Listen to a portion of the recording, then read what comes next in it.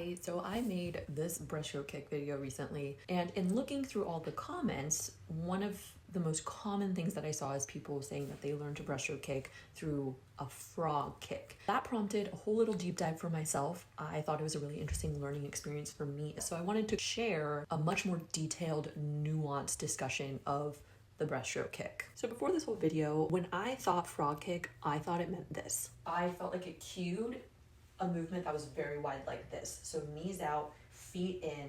But upon Googling and looking at some videos of what a frog kick is actually supposed to be, it's more like this. Here, right, a little bit wider, a little bit of in-turn, like inward turn here, and then you come out and around. It definitely looks like the knees are widening as you bring your heels to your butt, but it's not super wide. And that makes perfect sense, and I think that works well for a lot of people. In my video, one of the things that I showed was this position. I think what happened is that this got interpreted as a frog kick. I showed this position as an incorrect form for breaststroke kick because, as you can see, the knees are super, super wide, and you do not want to be that wide in a breaststroke kick, regardless of whether you're doing a whip kick or a proper frog kick. As somebody pointed out, what I was doing is more of a whip kick. So that's where like the narrower knees, the wider heels comes into play, and that's different from a frog kick. However, both are used in breaststroke. And in watching a lot of videos, many people end up doing kind of a blend of the two. So these are clips from the most recent World Championships for swimming. This is the 200-meter semi-final breaststroke. This is Kate Douglas over here. I feel like she's probably doing something that's more closely aligned with